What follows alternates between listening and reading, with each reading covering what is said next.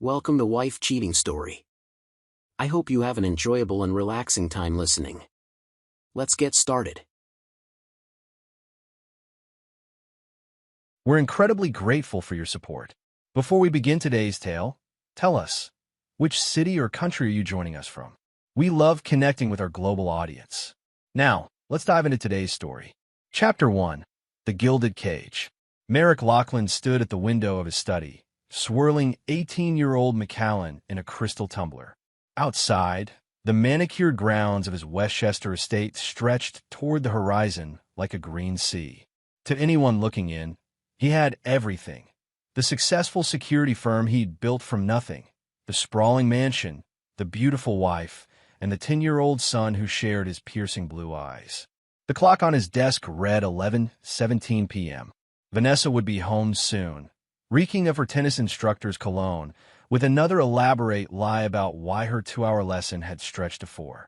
Merrick took a measured sip of whiskey, letting the burns settle in his chest. He never raised his voice, never showed his hand, a skill honed through years in military intelligence before founding Lachlan Security. "Dad!" His son's voice pulled him from his thoughts. Rowan stood in the doorway, pajama-clad and sleepy-eyed. "Hey, champ." Merrick's voice softened as he set down his glass. "Another nightmare?" Rowan nodded, shuffling forward. At 10, he was thoughtful and observant, too observant sometimes. "I dream Mom didn't come home." Something cold tightened in Merrick's chest. "Your mother always comes home, buddy." Even as the words left his mouth, Merrick thought of the offshore accounts he'd discovered last month, accounts growing fat with money he'd earned. He thought of Vanessa's newly acquired burner phone, hidden in the lining of her tennis bag. He thought of the hushed late-night calls that stopped the moment he entered a room. "Why don't I tuck you back in?" Merrick guided his son back to bed, telling him stories about his own childhood in rural Pennsylvania, how he'd climbed out of poverty through sheer force of will, enlisting at 18 and never looking back. After Rowan drifted off, Merrick returned to his study and unlocked the hidden safe behind a first-edition Hemingway. Inside lay a black notebook containing everything he knew about his wife's betrayal. The entries had started 3 months ago, when his instincts, the same ones that had kept him alive in war zones, whispered that something was wrong. The garage door hummed. Vanessa was home. Merrick returned the notebook to its hiding place, resumed his position by the window, and practiced the smile he'd perfected, the one that never reached his eyes. "You're still up." Vanessa's voice carried a hint of accusation. She stood in the doorway, blonde hair pulled back in a ponytail, tennis whites pristine despite her supposed intensive workout. "Just finishing some work." Merrick gestured to the laptop he'd strategically opened. "How was tennis?" "Exhausting." She didn't meet his eyes. "Coach Damien is a sadist." Merrick knew there was no Coach Damien at the country club. The tennis instructor was Preston Woods, age 34, recently divorced. But he nodded, playing his part. "You're dedicated." She hesitated, then crossed the room to kiss his cheek. "Our anniversary dinner is still on for tomorrow, right? I've been looking forward to it all month." 15 years. Merrick smiled, the lie smooth as honey. "Wouldn't miss it." As she retreated to shower away the evidence of her afternoon, Merrick turned back to the window. His reflection stared back, a man with cold eyes and a patient smile. He'd built his security company on a simple philosophy: identify the threat, gather intelligence, and strike only when you have absolute advantage. Vanessa didn't know it yet, but she was the most dangerous adversary he'd ever faced. And tomorrow night, at the anniversary dinner she'd requested at Lou Bernardine, he'd discover just how deep her betrayal went.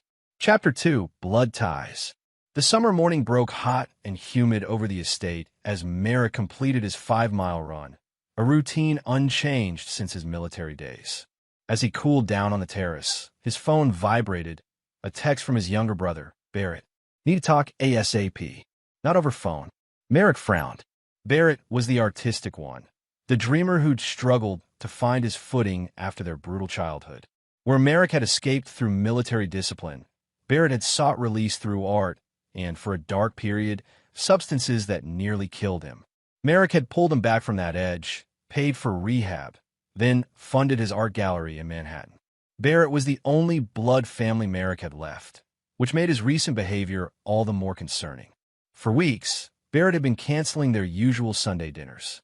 When they did speak, his brothers seemed distracted, nervous. Twice, Merrick caught him in lies about his whereabouts. Now, this cryptic message. Usual place. Noon. He sent a response and headed inside to shower. Vanessa was at the kitchen island, scrolling through her phone while nibbling toast. She wore a silk robe tied loosely at the waist, her skin still flushed from sleep. "Morning, darling." She smiled, but the expression didn't reach her eyes. "You're out early." "Couldn't sleep." Merrick poured himself coffee. "Excited about tonight, I guess." Something like guilt flickered across her face. "About that, I need to run some errands before dinner. Would you mind taking Rowan to his play date at Dylan's?" Dylan, another fictitious friend. Merrick had checked with every Dylan in Rowan's class. None had playdate scheduled. Of course. He kissed her forehead, inhaling the scent of her expensive shampoo. "Anything for you." At noon, Merrick found Barrett at their usual spot, a bench overlooking the Hudson in Riverside Park. His brother looked thinner, his artist's hands fidgeting with a lighter, though he'd quit smoking years ago. "You look like shit," Merrick said by way of greeting. Barrett's laugh was hollow. "Good to see you too, big brother." They sat in silence for a moment, watching boats slice through the gray water. Finally, Barrett spoke. "Remember when Dad broke your arm for stealing food from the pantry?" Merrick stiffened. They rarely discussed their father, a violent alcoholic who'd terrorized their childhood home until a stroke took him when Merrick was 17. "I remember you took the blame," Merrick said carefully, "even though we both knew it was me who took that bread." Barrett nodded, eyes distant. "You've been protecting me my whole life. Figured I owed you one." He turned to face Merrick, his expression tortured. What if I've done something that can't be fixed? Something that would make you hate me?" A cold weight settled in Merrick's stomach. "Barrett, whatever trouble you're in." "It's not what you think," Barrett interrupted. His phone buzzed. He glanced at it, and the color drained from his face. "I have to go." "Barrett, I'm sorry." His brother stood abruptly. "I shouldn't have called you. Forget I said anything." He hurried away, leaving Merrick alone on the bench. Merrick watched him go, then pulled out his own phone. He sent a text to Flynn Westridge, his head of security and the only man he truly trusted. "Need surveillance on Barrett. 24/7. Start now." By afternoon, Merrick was back at the estate, ostensibly to take Rowan to his playdate. Instead, he found his son in the garden, building an elaborate fort with branches and lawn furniture. "Where's Mom?" Rowan asked when he spotted his father. "Running errands," Merrick replied, crouching beside him. "Thought you had a playdate with Dylan?" Rowan looked confused. "I don't know any Dylan, Dad." Merrick's phone vibrated. A text from Flynn. "Be meeting with V at Rialto Cafe." Sending photos. Ice flooded Merrick's veins. His wife and his brother. The photos arrived seconds later. Vanessa and Barrett in an intimate conversation, heads close together, her hand on his arm. "Dad," Rowan was staring at him. "Your face went weird." Merrick forced a smile. "Just work stuff. Hey, how about we build this fort together? Make it big enough for both of us." As they worked, Merrick's mind raced. The pieces were coming together. Vanessa's lies, Barrett's guilt, the money disappearing into offshore accounts. But why involve Rowan? What was the endgame? His phone buzzed again. "Flynn, they're on the move. Heading to law office on 52nd. Henderson and White, specialists in custody cases." Custody. The final piece clicked into place.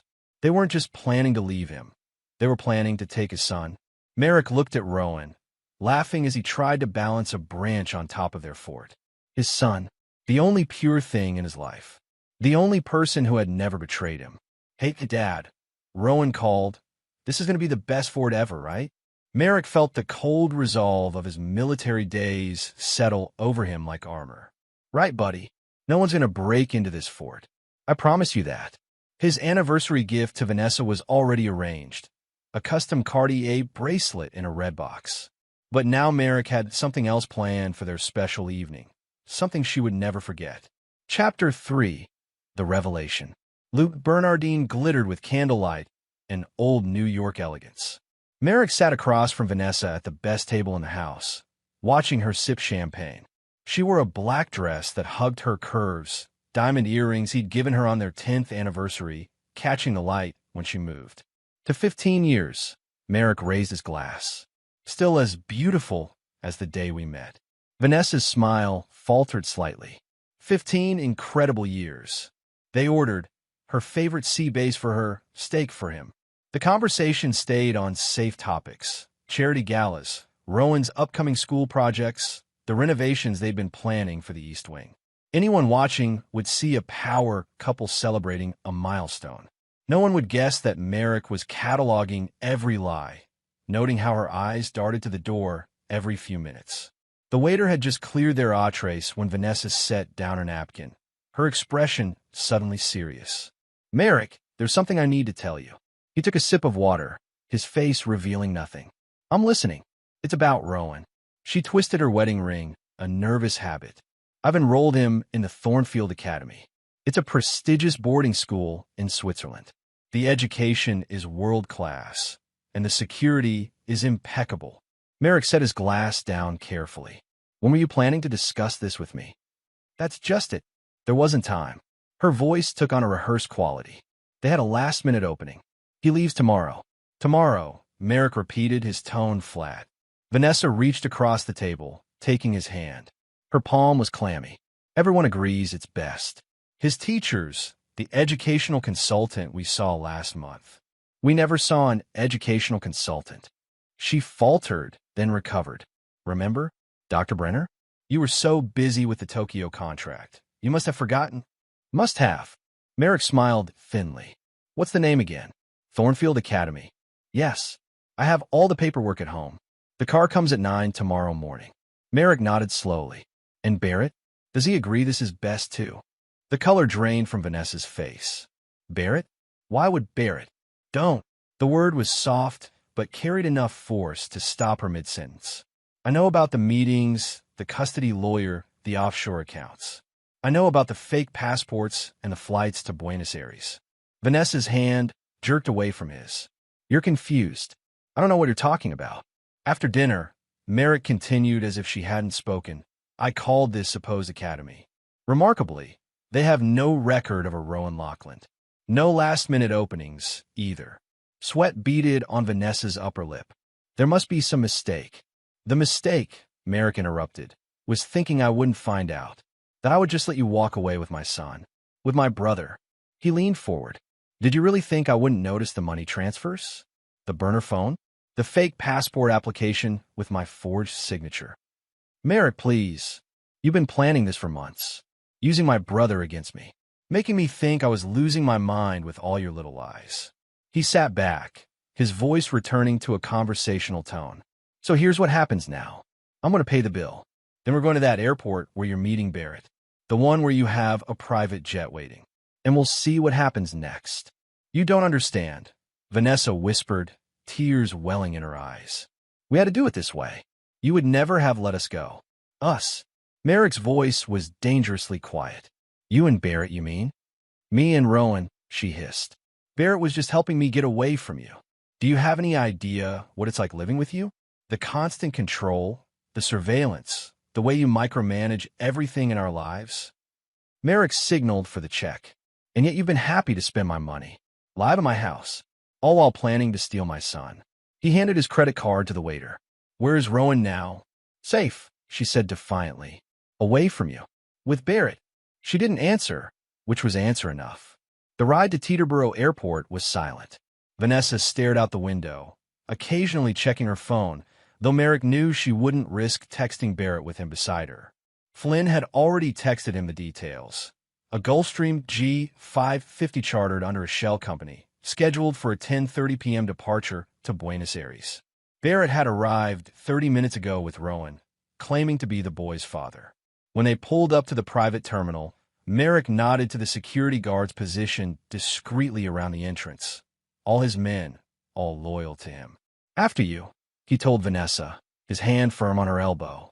Inside, Barrett paced near the check-in desk, while Rowan sat nearby, absorbed in a handheld game. The boy looked up as they entered, his face brightening. "Mom, Dad, are you coming on the surprise trip too?" Barrett froze at the sight of Merrick, his face ashen. "Mayor, listen." "Hello, brother." Merrick's voice was ice. "Quite the family vacation you've planned." Barrett's eyes darted between Merrick and the exit. "Vanessa, what's he doing here?" "Saving my son," Merrick replied, nodding to Flynn, who stepped forward with 3 police officers. "And making sure you both face consequences." "Daddy." Rowan looked confused, the game forgotten in his lap. "What's happening?" One of the officers moved toward Barrett. "Mr. Lockland, you're under arrest for attempted kidnapping and fraud." Barrett backed away. "No, you don't understand.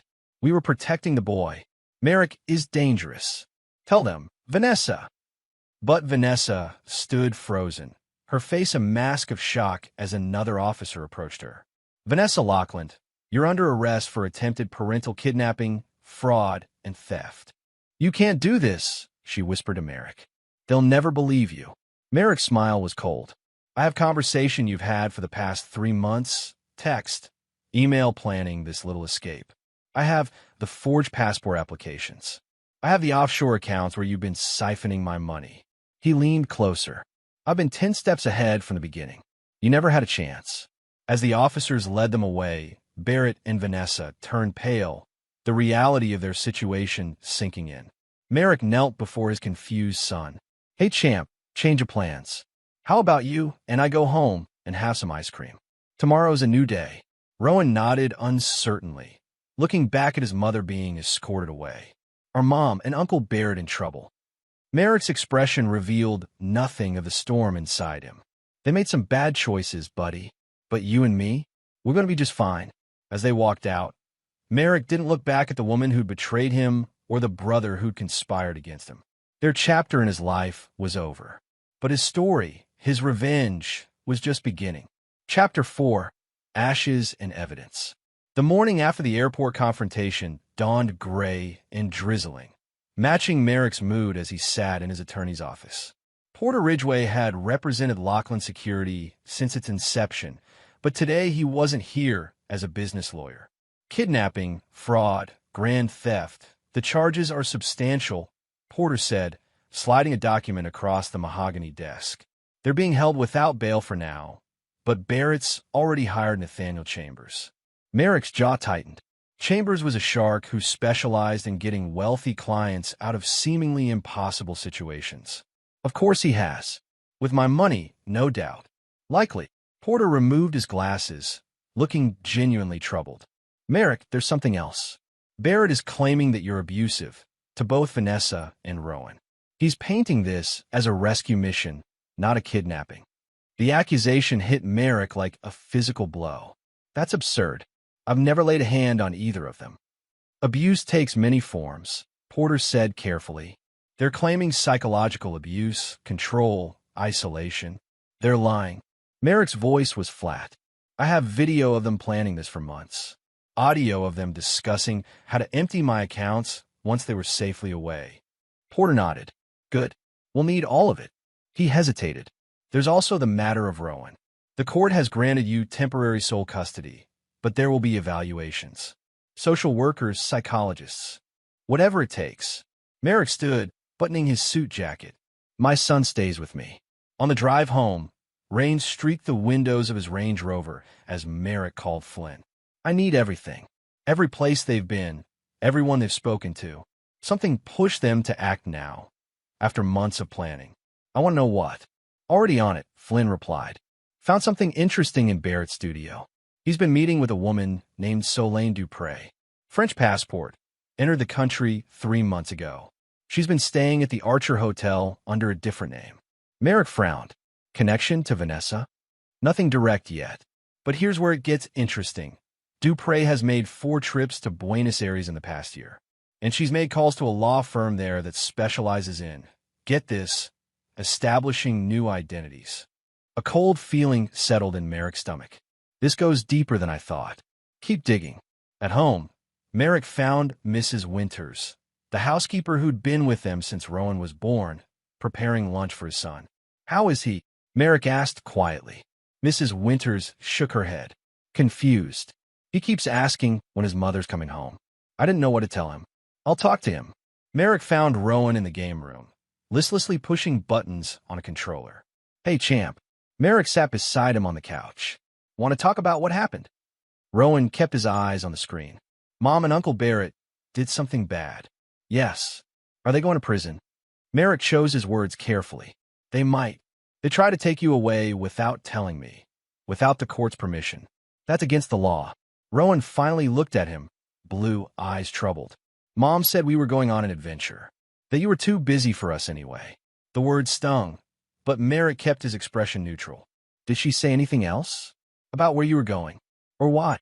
Rowan frowned, thinking. "She said we were going somewhere safe, and that we'd have a new start." He hesitated. "Dad, is our house not safe?" "Our house is perfectly safe." Merrick pulled his son into a hug. "And I will always, always protect you, no matter what." After tucking Rowan in that night, Merrick retreated to his study with a tumbler of whiskey. On his desk sat a stack of files Flynn had delivered, everything they'd uncovered so far about the plot against him. He opened the first file, surveillance photos of Barrett meeting with a mysterious Solane Dupre. The woman was striking, mid-30s, with sharp cheekbones and calculating eyes. Nothing in her expression suggested a romantic entanglement with Barrett. The second file contained bank statements from the offshore accounts Vanessa had established. The amounts were significant, nearly $12 million transferred over 3 months. But the money trail didn't end there. From the offshore accounts, funds had been wired to various entities, including a shell corporation in Buenos Aires called Phoenix Rebirth. Merrick's phone rang. "Flynn, you're going to want to see this," Flynn said without preamble. Barrett had a storage unit in Brooklyn under a different name. "We found correspondence between him and someone called the architect. Detailed plans for new identities, new lives, not just for them, but for at least 20 other people." Merrick sat up straighter. "A network. Looks that way." And Vanessa was more than just a participant. Based on the emails we recovered from her burner phone, she was a key player. They call her the Gateway. The pieces were starting to form a disturbing picture. This wasn't just a wife and brother trying to run away together. This was organized, professional, an operation to help people disappear completely. "There's more," Flynn continued. "We found a list of names, people who've already gone through their program. One of them is Geneva Lockland." Merrick froze. "My mother can't confirm it's the same Geneva Lockland, but the dates match up. According to these records, she went through their program 5 years ago." Merrick's mind reeled. His mother had died of cancer when he was 19, or so he'd been told. He'd never seen a body, had been deployed overseas when it happened. Barrett had handled everything. "I want everything you can find on Geneva Lockland, death certificate, hospital records, everything," Merrick said, his voice tight. "And I want to speak to Vanessa. Tonight." An hour later, Merrick sat across from his wife in an interrogation room at the county jail. Vanessa looked smaller without her designer clothes and perfect makeup, dressed in an orange jumpsuit with her blonde hair pulled back in a severe ponytail. "You're looking well," she said, her voice dripping with sarcasm. "Enjoying having the house to yourself?" Merrick placed a folder on the table between them. "Phoenix Rebirth. The architect. The Gateway." He watched her face carefully. "What the hell have you been involved in, Vanessa?" She gave him a thin smile. "I have no idea what you're talking about." "Don't bother." He opened the folder, showing her copies of emails she'd sent from her burner phone. "You're helping people disappear. For money? Or is there some higher cause I'm missing?" Her smile faltered, then returned with forced brightness. "You always were good at digging up secrets, Merrick. It's what made you so successful, and so insufferable to live with." "My mother," Merrick said flatly. "Is she alive?" Something flickered in Vanessa's eyes, surprise, followed quickly by calculation. "Why would you think that? Her name is on your list." Vanessa leaned back, studying him. "You know, for someone who prides himself on knowing everything, you've missed the most important thing right in front of you." "And what's that?" "That some people need to disappear. Want to disappear. For men like you." Merrick's control slipped for just a moment, anger flashing across his face. "Men like me? Controlling. Obsessive. Men who monitor their wives' every move, track their phones, question their every decision." Her voice had risen slightly. Men who build security empires while their own families feel like prisoners. So, this is about liberation? Merrick's tone was skeptical. You're helping women escape abusive relationships by stealing their husband's money and taking their children? Sometimes it's the only way. Vanessa's eyes hardened. You never have let me go. Not really. You never asked to go, Merrick countered. You just planned to disappear with my son and my brother. Your precious son. Vanessa's laugh was bitter. Did you ever wonder why Rowan has your eyes, Merrick? Your exact shade of blue? What are the odds, considering you're not his biological father? Merrick's face remained impassive, but something cold settled in his chest. Another lie? DNA doesn't lie. Ask Barrett why he was so invested in helping us escape. She leaned forward, her voice dropping to a whisper. Blood calls to blood, doesn't it? The implication hung in the air between them. Merrick stood abruptly. You're done, Vanessa. You, Barrett, this entire operation, I'm going to dismantle it piece by piece. And when I'm finished, you'll have nothing. As he turned to leave, Vanessa called after him. You can't stop Phoenix, Merrick. We're everywhere.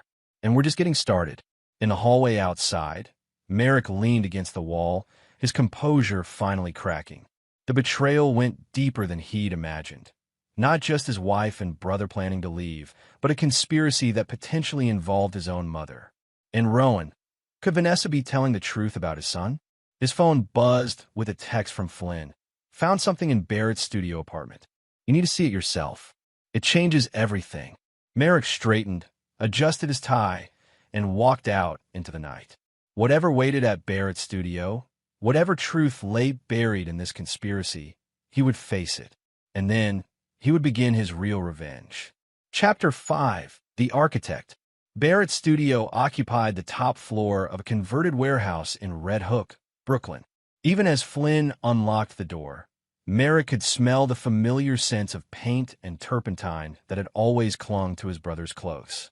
We've been through everything, Flynn said, but you should see it for yourself. It's unsettling. The main space was typical Barrett, chaotic but organized in its own way, with canvases stacked against walls and art supplies covering every surface. But it was the back room that drew Merrick's attention. Flynn led him to a steel door with a sophisticated digital lock. Biometric, Flynn explained. We had to get creative to open it. Inside was a stark contrast to the artsy chaos of the studio. Sleek computers lined one wall. Filing cabinets with digital locks occupied another. In the center stood a large table covered with maps, passports, and identification documents in various stages of completion. But what stopped Merrick cold were the walls. They were covered with surveillance photos, hundreds of them. Photos of him, photos of Rowan, photos of Lachlan security facilities, photos of his clients. What the hell? Merrick moved closer, examining a series showing him at his office, at Rowan's school, at their favorite restaurant in the city. Barrett wasn't just your brother, Flynn said quietly. He was running counter-surveillance on you for at least 3 years. Merrick turned slowly, taking in the scope of the operation. This wasn't the work of an artist with a sideline in helping people disappear. This was professional, methodical, the work of someone with training. There's more. Flynn opened a drawer and removed a thick file labeled Simply M. Inside were details of Merrick's life, including information he'd never shared with anyone. Classified operations from his military days, details of security contracts that only a handful of people should have known about. He's been watching me my entire career, Merrick realized aloud. But why? What's the endgame? Flynn gestured to a laptop on the desk. The contents are encrypted, but we found this video file in a folder marked contingency. It was set to upload automatically to several news outlets tomorrow morning. He pressed play, and Barrett's face filled the screen. He looked tired, his eyes shadowed with worry.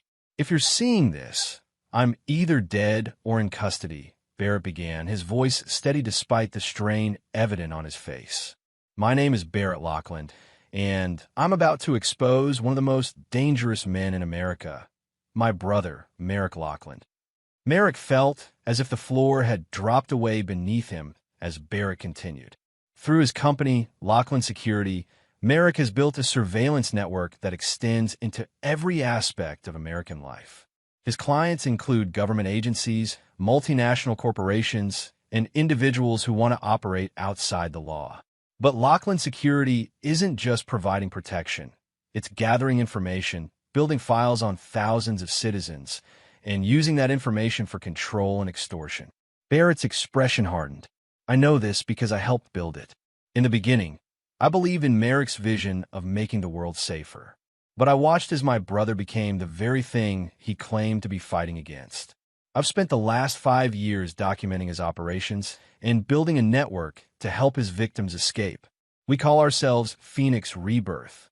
The video continued, with Barrett describing operations Merrick had indeed conducted, though twisted to seem sinister rather than security-focused. He detailed how Phoenix Rebirth helped victims disappear, creating new identities and new lives beyond Merrick's reach. Vanessa Lachlan, Merrick's wife, came to us 3 years ago after discovering the truth about her husband's operations. She's been instrumental in helping us identify and extract people at risk. But our most important extraction was yet to come. Rowan Lachlan, a child being groomed to take over his father's empire of surveillance and control. Merrick's hands clenched into fists as Barrett continued. If I failed, if Merrick has stopped us, then I ask whoever sees this to get it into the hands of the authorities listed in the attached documents. The evidence against Merrick Lachlan is overwhelming.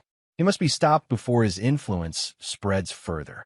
The video ended, leaving the room in silence. It's all lies, Merrick finally said, his voice tight with fury. He's twisting legitimate security operations into some conspiracy theory. Flynn nodded. Convincing lies, though, mixed with enough truth to seem credible. He hesitated. The file also contains what appears to be evidence. Emails, recordings, financial records, all doctored to support his claims. Merrick's mind raced, calculating the damage this would do if released. His clients included high-level government officials, corporations with sensitive security needs, individuals who valued privacy above all else. Even if eventually disproven, the allegations would destroy everything he'd built. He planned this for years, Merrick said softly. Used my trust against me. There's one more thing. Flynn looked uncomfortable. We found DNA test results. For you, Barrett, and Rowan. The paper Flynn handed him confirmed what Vanessa had implied. According to the test, Rowan shared significantly more genetic markers with Barrett than with Merrick. The conclusion was unmistakable. Barrett is Rowan's biological father.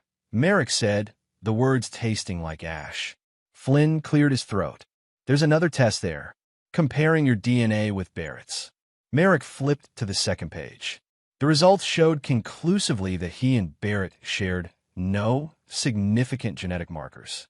They were not biological brothers. The foundation of Merrick's life, his marriage, his brotherhood, his fatherhood, had been built on lies. Every relationship he'd trusted had been corrupted.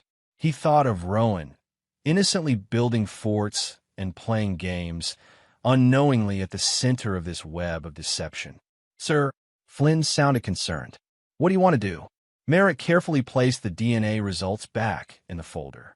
When he spoke, his voice was cold and precise. First, we prevent this video from uploading. Then we secure every piece of evidence in this room. I want to know everyone connected to Phoenix Rebirth, extraction they've performed, dollar they've moved. He turned to face Flynn, his expression resolute.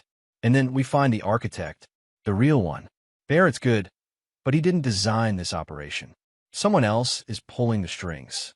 As they secured the studio, Merrick's phone rang, a number he didn't recognize. Mr. Lachlan. The voice was female, with a slight French accent. My name is Solane Dupre.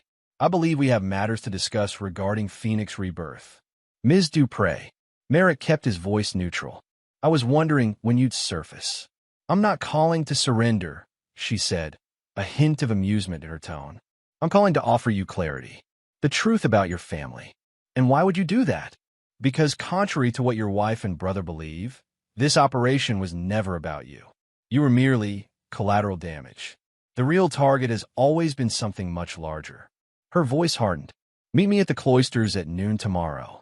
Come alone, where you'll never know why your mother faked her own death. The line went dead. Merrick stared at the phone, then at the room full of evidence of his brother's betrayal. Change of plans, he told Flynn. I need a full profile on Solane Dupre by morning. And I need to know every connection between her, Barrett, Vanessa, and a woman named Geneva Lockland.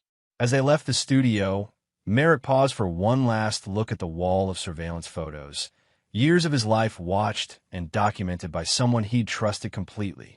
Whatever game Solane Dupre was playing, whatever truth she claimed to offer, one thing was certain. His revenge would extend to everyone involved in Phoenix Rebirth, right up to this mysterious architect. And if his mother was truly alive, if she had been part of this conspiracy all along, then not even blood would shield her from his retribution. Chapter 6. Blood Truths. The cloisters stood on a hill overlooking the Hudson. Medieval architecture transplanted stone by stone to form a sanctuary of art and history. Merrick arrived early, positioning security personnel at discreet distances throughout the museum and gardens. If Solane Dupre planned an ambush, she would find it prepared. He found her in the Unicorn Tapestries Gallery, studying the ancient weavings with genuine interest. In person, she was even more striking than in photographs, tall and elegant in a simple black pantsuit, her dark hair cut in a severe bob that accentuated her sharp cheekbones. The hunt of a unicorn, she said without turning, somehow sensing his presence. Pursued by hunters, trapped, killed, and then miraculously resurrected. She finally faced him. A fitting metaphor for our situation, wouldn't you say, Mr. Lockland? I'm not interested in metaphors, Ms. Dupre. Just the truth. She smiled thinly. The truth is rarely simple, especially when it comes to family. She gestured to a bench position between two tapestries. Shall we? Merrick remained standing. You claim to have information about my mother, Geneva Lockland. Solane nodded. Or, as she prefers to be called now, Genevieve Mercier. She's alive and well in Marseille, where she's lived for the past 5 years. She removed a phone from her pocket, pulled up a photo, and handed it to Merrick. The woman in the image was older than he remembered, her once dark hair now silver, but unmistakably his mother. She sat at a cafe table, smiling at someone out of frame, looking more relaxed than Merrick had ever seen her. Why? The question came out rougher than he intended. Why did she fake her death? Why did she never contact you? Solane shrugged. Some questions only Geneva can answer. But I can tell you that Phoenix Rebirth gave her a new start, away from a past that haunted her. And Barrett? Was he always part of this organization? Barrett found us 3 years ago, after discovering certain truths about your family. Truths your mother had hidden from both of you. Solane's expression softened slightly. He was angry at first, betrayed. But eventually, he understood why she had done what she did. And what truth was so devastating that it turned my brother against me. That made my wife plot to steal my son. Solane studied him for a long moment. Has it occurred to you to question why your father was so brutal to you, yet comparatively gentle with Barrett? Why your mother always seemed to hover protectively when you were with your brother? A cold feeling settled in Merrick's stomach. Get to the point. Your father, Maxwell Lockland, was not Barrett's father. And Barrett is not your brother. Not biologically. She let this sink in. Barrett is your half-brother through your mother. His biological father was a man named Richard Havelock. The name hit Merrick like a physical blow. Richard Havelock, the founder of Criterion, Lockland Security's biggest competitor and longtime adversary. That's impossible, Merrick said flatly. Barrett was born 2 years after me. My parents were married. Affairs happen, Mr. Lockland, especially in unhappy marriages. Solane removed a document from her bag and handed it to him. Your mother's diary from that time. She trusted me to give it to you if things went poorly.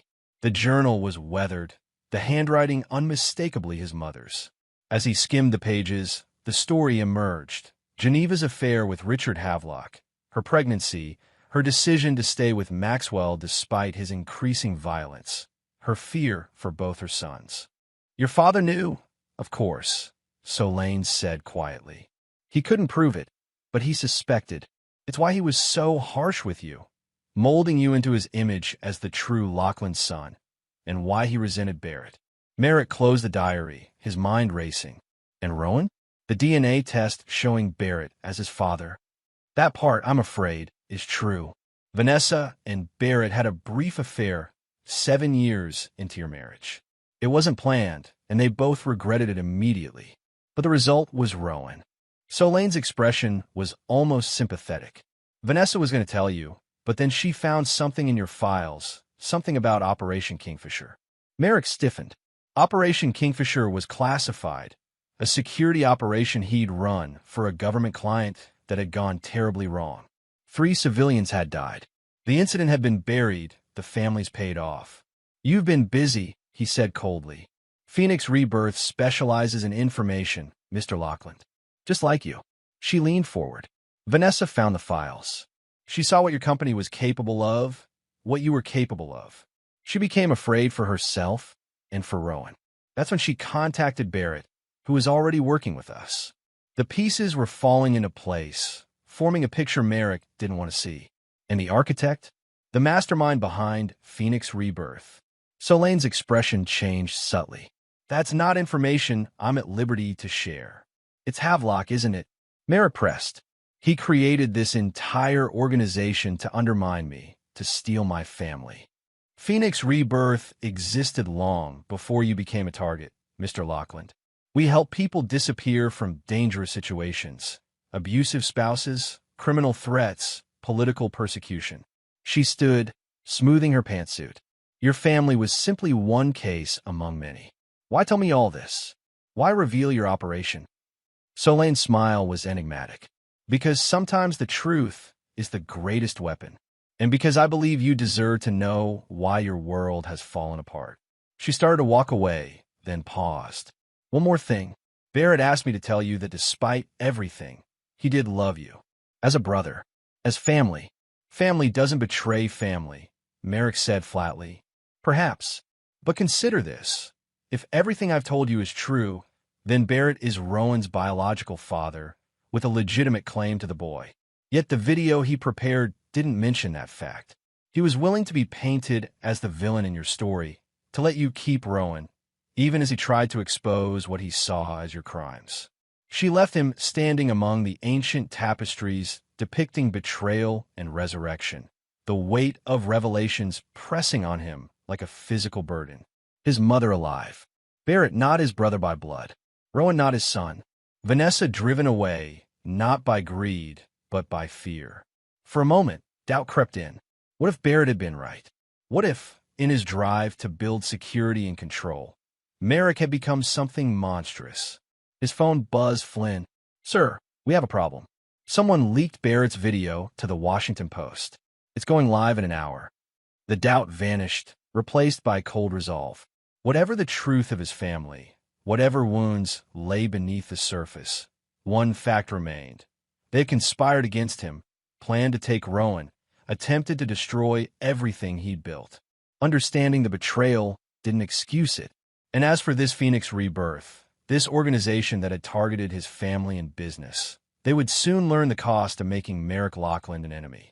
Execute protocol scorched earth, he told Flynn. It's time to burn Phoenix to the ground. Chapter 7. The Counterattack. Merrick stood in his command center, a secure room beneath his Westchester estate that few knew existed. Screens covered the walls, displaying news feeds, social media trends, and secure communications from his team. Barrett's video had gone viral within hours, spawning hashtags, wild conspiracy theories, and calls for investigations into Lockland security. Status, Merrick demanded, his voice betraying none of the turmoil of the past 24 hours. Barrett's video has 12 million views and climbing, reported Naomi Chun, his head of digital operations. Major news networks are running with the story. Competitors are already reaching out to our clients, offering more ethical security alternatives. Merrick nodded. The attack had been calculated for maximum damage, personally, professionally, legally. But he hadn't built Lockland security without planning for worst-case scenarios. Activate the Lazarus Protocol, he ordered. Naomi hesitated. Sir, that's our nuclear option. Once deployed, I'm aware of the consequences. Do it. She nodded and began typing rapidly. On the main screen, a program initiated, sending out dozens of pre-prepared media packages to journalists, bloggers, and social media influencers worldwide. The Lazarus Protocol was Merrick's insurance policy, a carefully constructed counter-narrative supported by selectively edited evidence. It painted Barrett as a disgruntled, unstable artist who had become obsessed with conspiracy theories after a stint in rehab. It portrayed Vanessa as a manipulative spouse who had targeted Merrick for his wealth. Most crucially, it revealed the existence of Phoenix Rebirth not as a noble operation helping victims escape, but as a sophisticated human trafficking network that charged desperate people millions for new identities. Some of it was true, some was exaggerated, some was fabricated entirely, but all of it was convincing, especially when backed by Lachlan Securities' considerable resources and influence. "What about Rowan?" asked Flynn, who stood by Merrick's side. "The DNA test results are bound to leak." "Already handled." Merrick's expression was grim. "Our medical team has prepared evidence showing Barrett falsified the tests. As far as the world is concerned, Rowan is my biological son, and Barrett's claim is a desperate attempt to gain leverage." Flynn looked troubled. "And the truth? The truth is that I've raised Rowan for 10 years. I'm the only father he's ever known." Merrick's tone brooked no further discussion. "Now, what's the status on locating the architect?" "Still working on it. Dupree disappeared after your meeting at the cloisters. But we've identified several Phoenix Rebirth safe houses in 5 countries. Teams are moving on them now." Merrick studied a map showing the known Phoenix locations. "And my mother? The address in Marseille is real. She's there, living under the name Genevieve Mercier. Local surveillance confirms she matches Geneva Lachlan's description, aged appropriately. After 5 years believing she was dead, the confirmation of his mother's survival should have brought relief. Instead, Merrick felt only a deepening sense of betrayal. How many lies had shaped his life? How many people had used him, manipulated him, while he believed he was the one in control? "Sir," Naomi interrupted his thoughts. "You should see this." On one screen, a new video was playing, Solane Dupree, looking directly into the camera. By now, Merrick Lachlan has launched his counterattack against Phoenix Rebirth. She began, her accent more pronounced under stress. "He will attempt to discredit our work, to paint us as criminals rather than what we truly are, a lifeline for those trapped by powerful, dangerous people." She held up a flash drive. "This contains the complete Phoenix Rebirth files. Every extraction we've performed, every identity we've created, and most importantly, the true identity of the architect. I've sent copies to trusted journalists worldwide with instructions to release everything if anything happens to me or to key Phoenix personnel." Her expression hardened. "Merrick Lachlan, you believe you can control the narrative, just as you've controlled everything and everyone in your life. But some truths cannot be buried, no matter how deep you dig the grave. Stand down your attack on Phoenix, or watch as your entire world burns to ashes." The video ended, and the room fell silent. "She's bluffing," Flynn finally said. "Their operation is too secretive to risk full exposure." "No," Merrick said quietly. "She's not bluffing, but neither am I." He turned to Naomi. "Track the video. Find her location. Already working on it. The signal bounced through several VPNs, but there's a pattern. We should have her within hours." Merrick nodded. "Good. Now, I need an untraceable line." It's time I spoke with Richard Havelock. 20 minutes later, Merrick sat alone in his study, phone in hand. The call connected after 2 rings. "Merrick Lachlan," said a cultured voice. "I've been expecting your call." Richard Havelock was 72 now, semi-retired from Criterion, but still its chairman emeritus.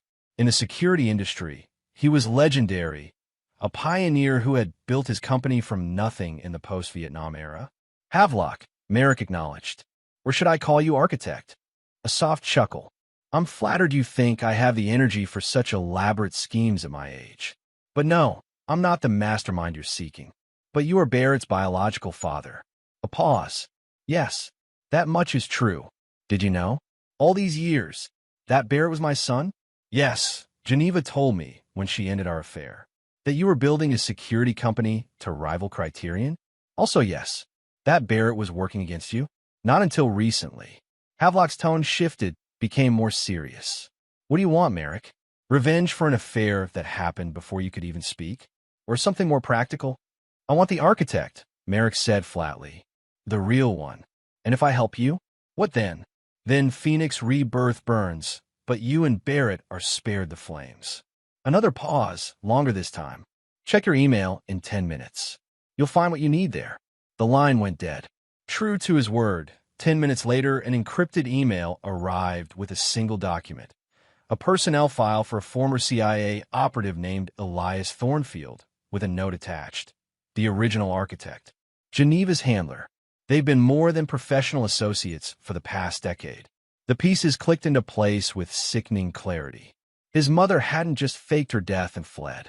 She had been the co-founder of Phoenix Rebirth alongside her lover, a man who had the training and connections to create an international network for making people disappear. And now, Merrick had his target. Flynn, he called, forwarding the file. Find him. Over the next 12 hours, Lachlan Security operated at war footing. Merrick directed operations from his command center, coordinating simultaneous raids on Phoenix safe houses while his digital team worked to counter Barrett's allegations in the media. The Lazarus Protocol was working.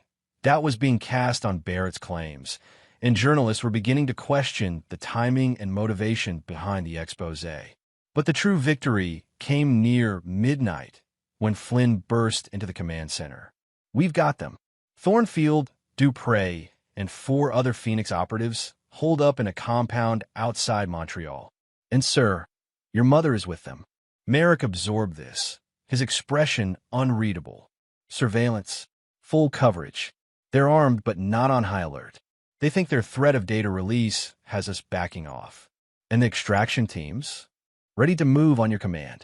Canadian authorities have been persuaded to look the other way. Merrick studied the satellite imagery of the compound.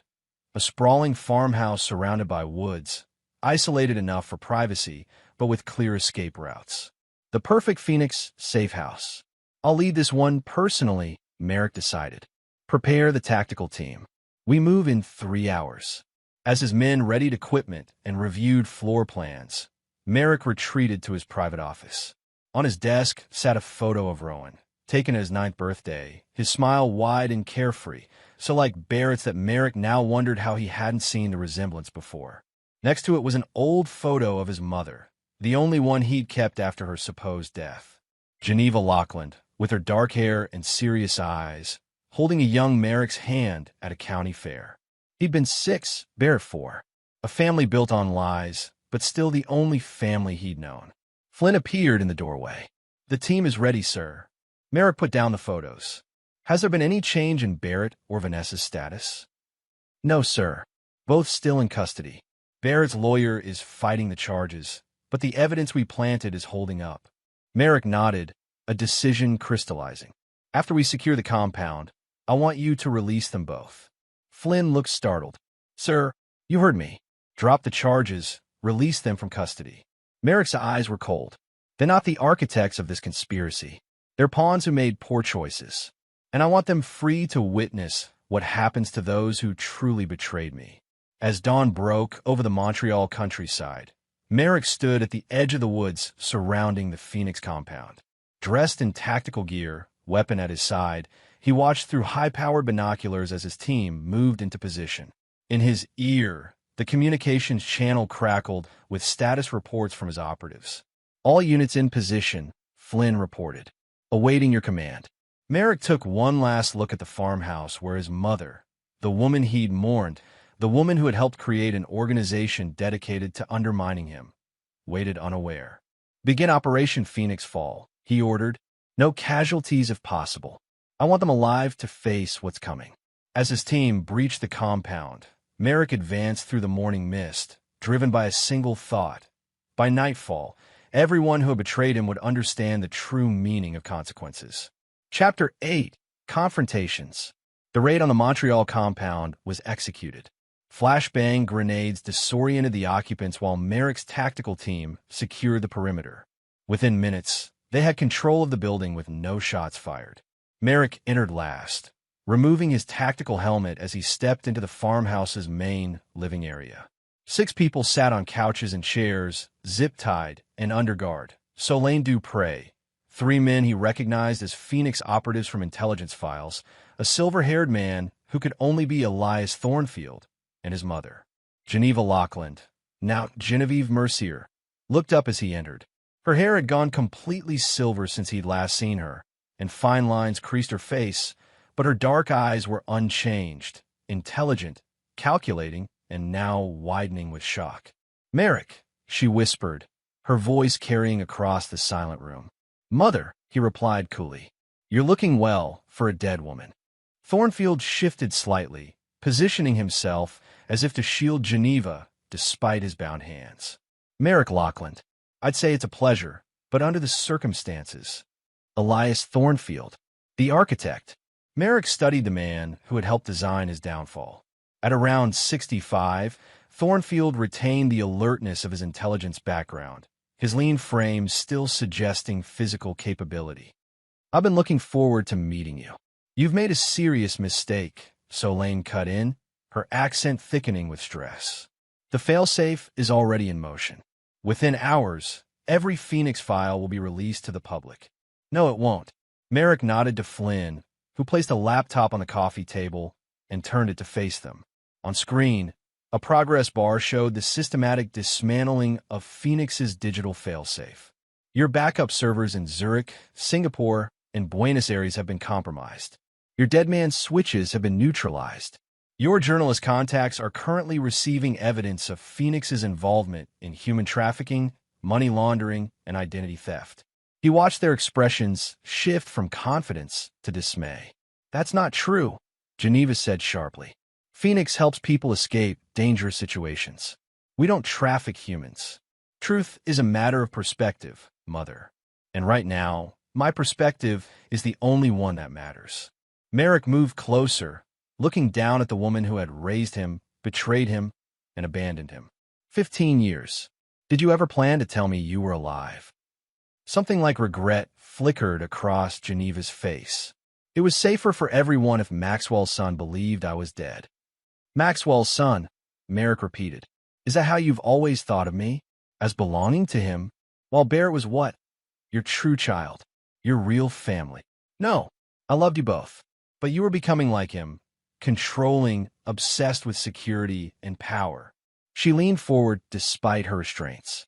"When I faked my death, you were already showing signs of your father's worst traits. I couldn't reach you then. And later, it seemed kinder to let you believe I was gone." "Kinder." Merrick's voice was flat. "And then you helped Barrett and Vanessa plan to take my son." "Your son?" Geneva's eyes flashed. "Rowan is Barrett's biological child. And we saw how you were raising him. In isolation, grooming him to inherit your security empire, just as Maxwell molded you." Thornfield cleared his throat. "Geneva, perhaps this isn't the time." "No, Elias, he needs to hear this." Geneva's gaze never left Merrick's face. "We didn't target you, Merrick. Barrett came to us after discovering he was Rowan's father. He was worried about the boy. When we investigated, we found a child being raised in a gilded cage by a father who monitored his every move." "You know nothing about my relationship with Rowan," Merrick said coldly. "Don't I? The tracking devices in his clothes? The surveillance cameras in every room of your house? The background checks on every child he befriends?" Geneva shook her head. "You call it protection. I call it control." Flynn shifted uncomfortably.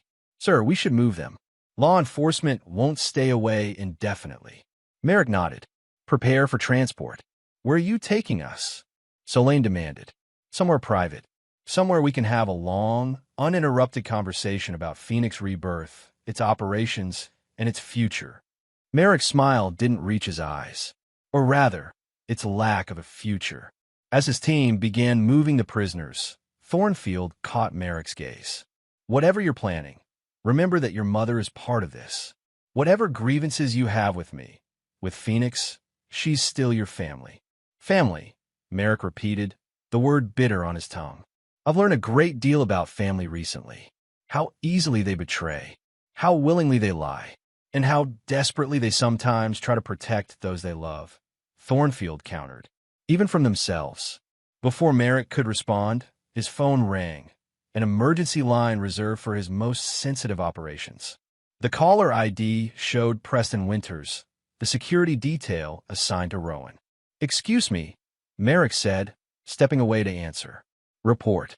"Sir," Winters' voice was tight with tension. "We have a situation. Vanessa and Barrett have been released as ordered, but they didn't appear at the monitoring checkpoints. And Rowan is missing from the estate." Cold dread washed over Merrick. "What? When?" "Within the last hour. Mrs. Winters was with him in the garden, then went inside to prepare lunch. When she returned, he was gone. Security footage shows Barrett's car approaching the service entrance, but it's outside camera range. Lock down the estate. Alert all airport and border security with their descriptions. And get the helicopter ready. I'm coming back now." Merrick ended the call, fury and fear battling within him. Flynn approached, concern evident. "Problem, sir. Change of plans. Barrett and Vanessa have taken Rowan." Merrick's voice was deadly calm. "Secure these prisoners at Site B. I'm returning to New York immediately." Geneva, who had been watching intently, called out as guards moved to take her away. "Merrick, Barrett wouldn't harm his son. They're trying to protect him from you." Merrick turned back, his expression glacial.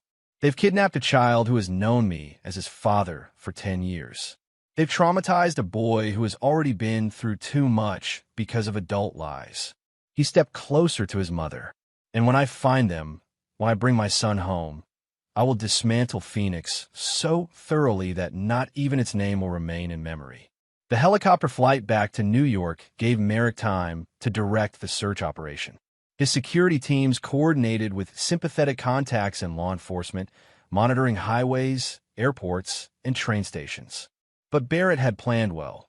They had vanished as completely as any Phoenix extraction.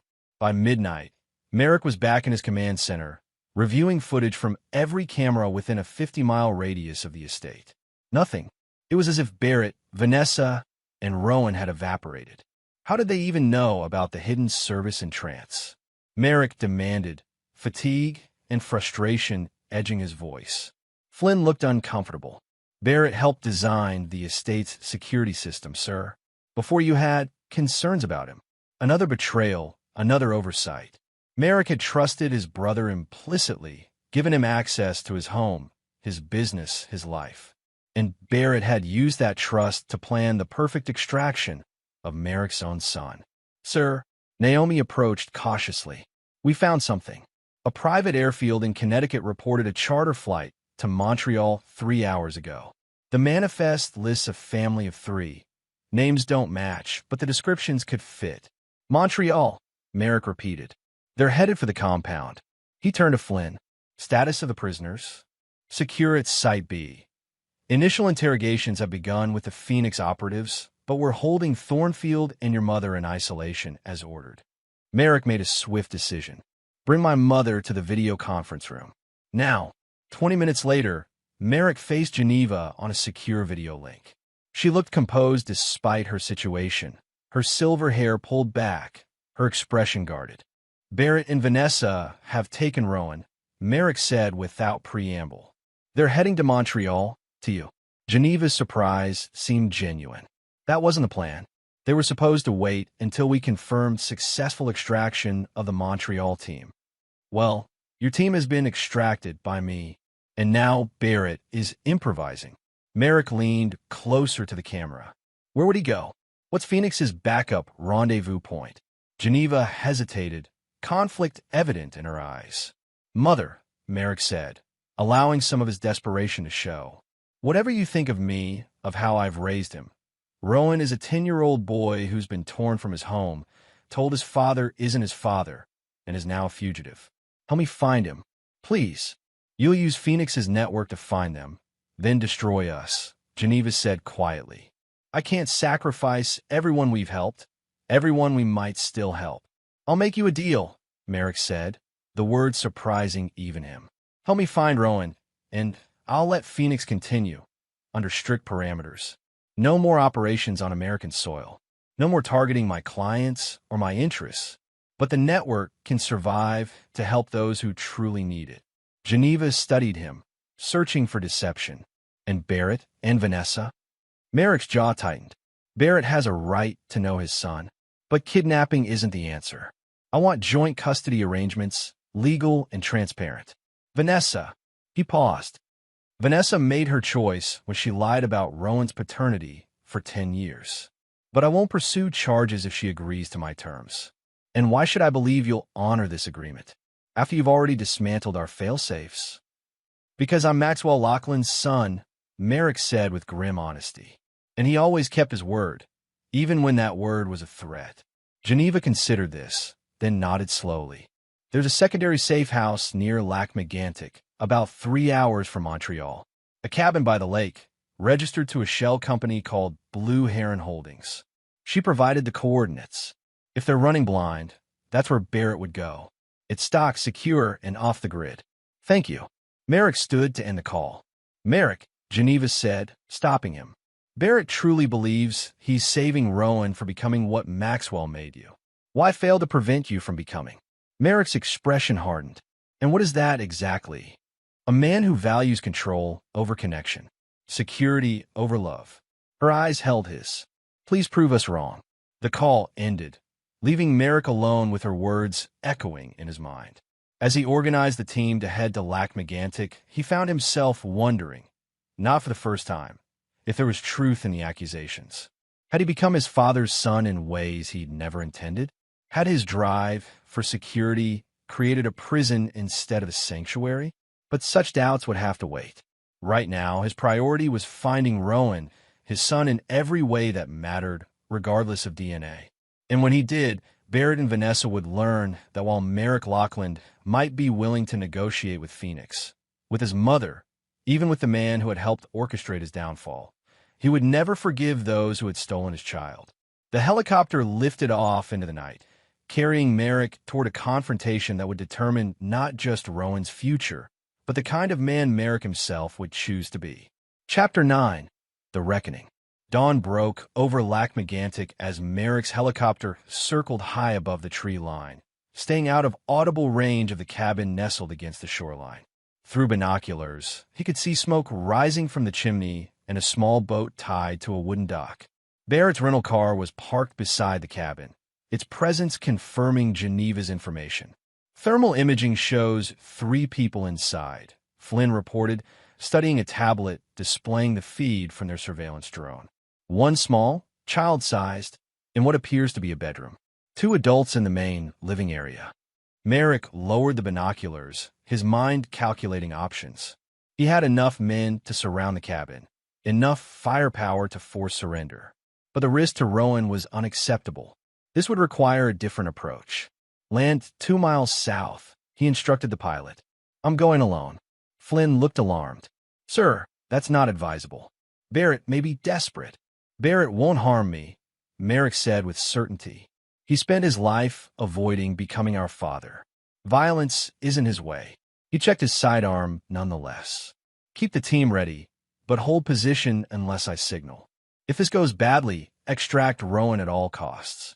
The hike through the woods gave Merrick time to prepare, not just tactically, but emotionally. The anger that had driven him since discovering Vanessa's betrayal had evolved into something colder, more focused. He understood now that this confrontation wasn't just about punishment.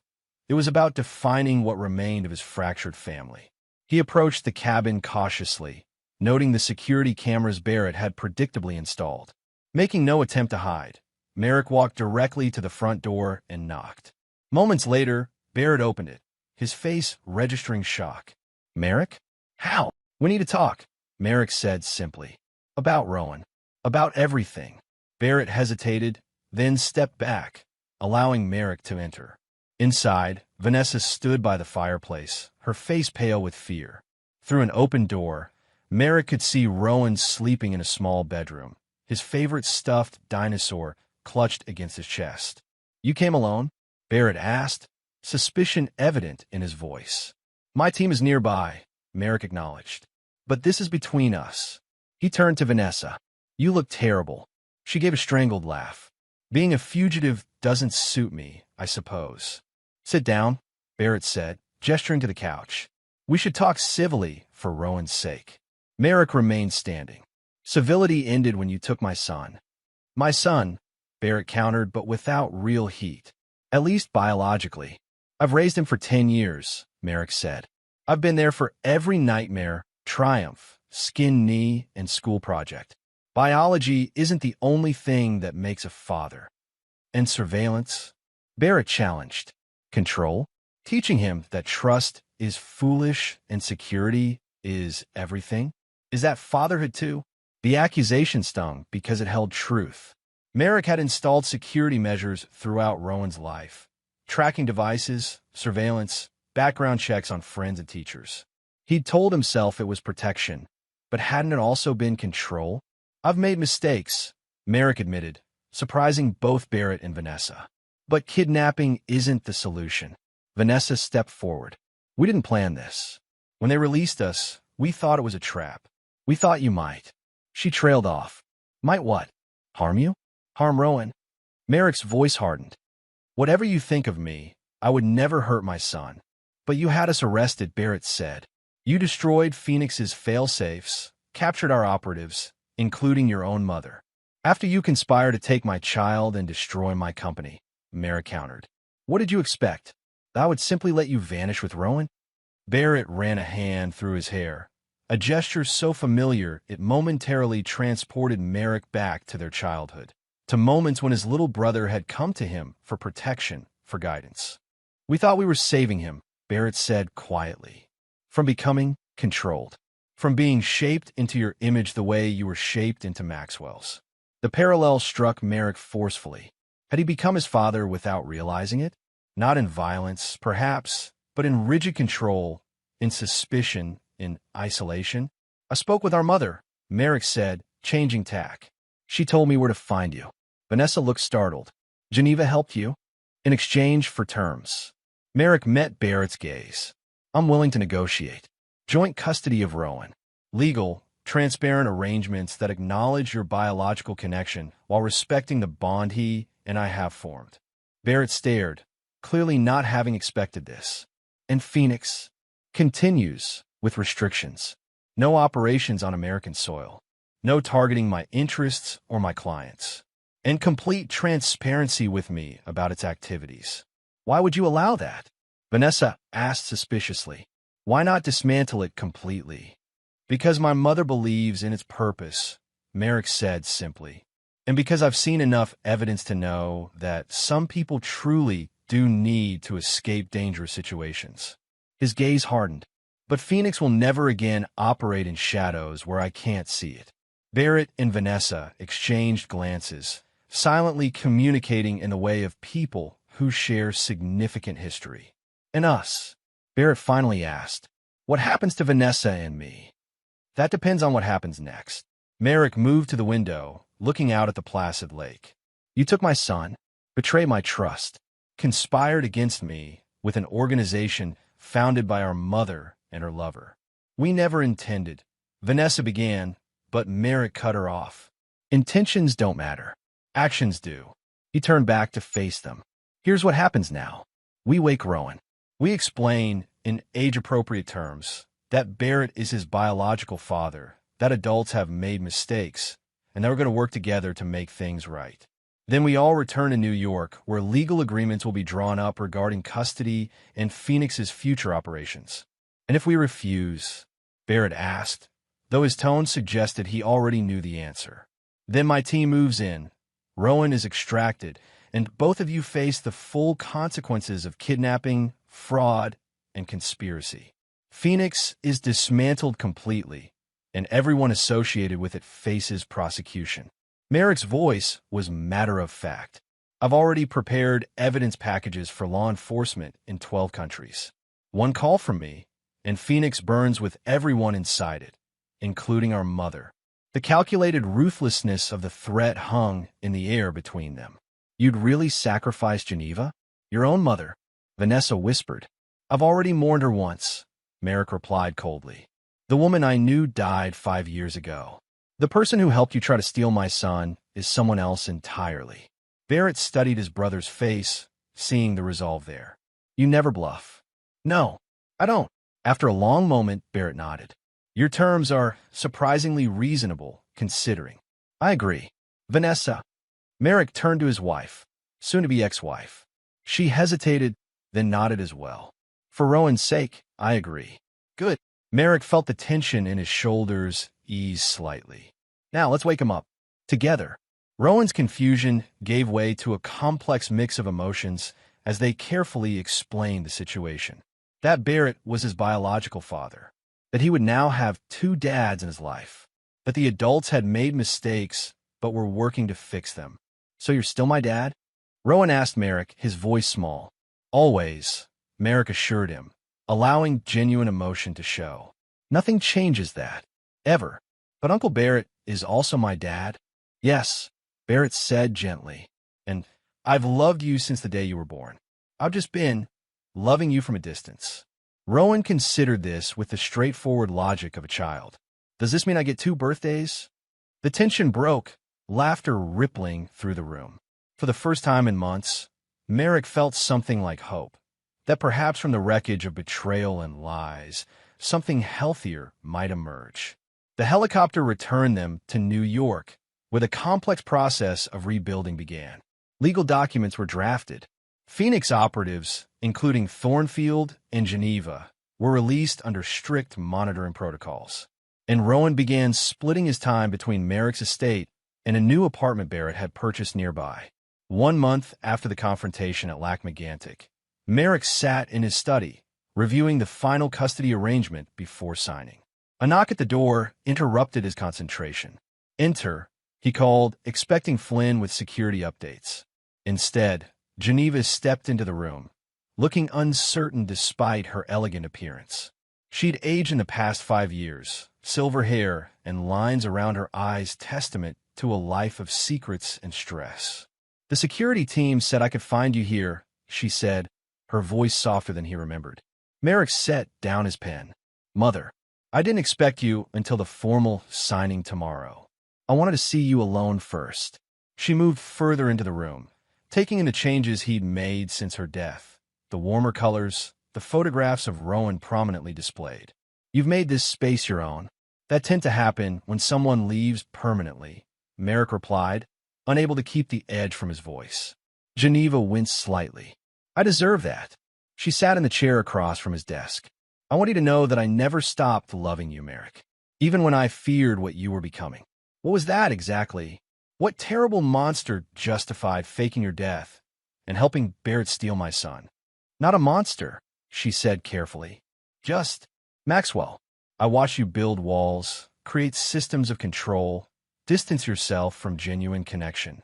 The same patterns I saw in your father before the drinking, before the violence. I never raised a hand to Vanessa or Rowan, Merrick said firmly. No, but you built a gilded cage around them. Around yourself. She leaned forward. The tracking devices in Rowan's clothes? The surveillance in every room? Those weren't just security measures, Merrick. They were symptoms of something deeper. Fear of loss, fear of betrayal. Merrick wanted to dismiss her words, but they echoed his own recent reflections. He had been controlling, had monitored Rowan's every move, had designed his son's life with the same precision he applied to security operations. Fear isn't always irrational, he said finally. Sometimes people really are plotting against you. Geneva's smile was sad, a self-fulfilling prophecy. When you treat everyone as a potential threat, eventually they become one. They sat in silence for a moment, years of separation and secrets hanging between them. I've dissolved Phoenix, Geneva finally said, surprising him. The network, the safe houses, the operatives, all of it. Elias and I are retiring to France, as ourselves this time. Why? Our agreement allowed Phoenix to continue with restrictions.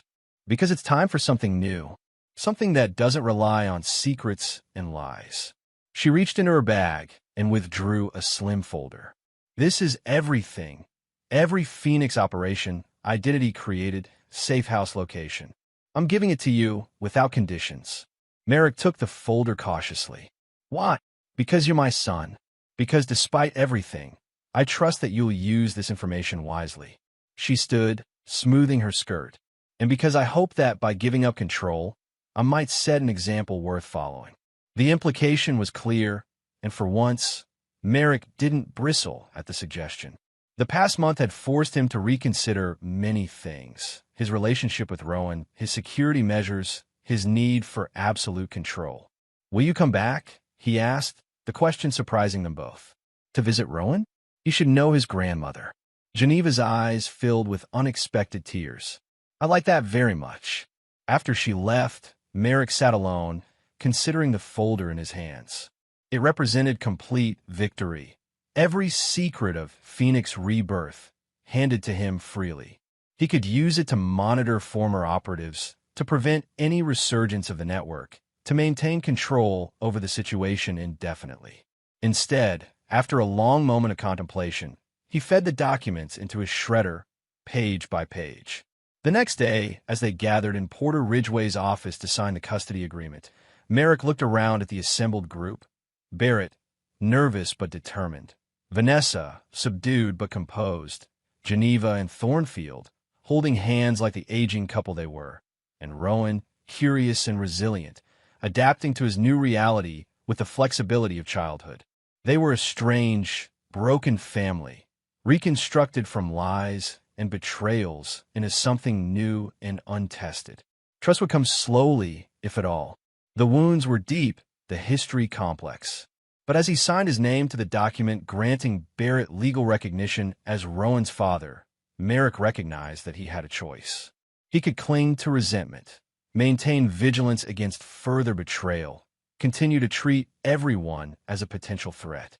Or he could begin the difficult work of dismantling the walls he'd built, not just around his family, but around his heart. As they left the attorney's office, Rowan slipped his hand into Merrick's, looking up with clear blue eyes so much like Barrett's.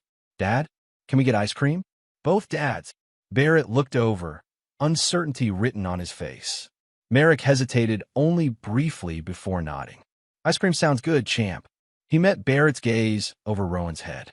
Both dads. It wasn't forgiveness. Not yet. The betrayals ran too deep. The wounds were still too fresh. But it was a beginning. A small step away from his father's legacy of control and isolation. A choice to prioritize his son's well-being over his own desire for retribution. And for now, that would have to be enough. And there you have it. Another story comes to an end. What did you think? I'd love to hear your thoughts in the comments below.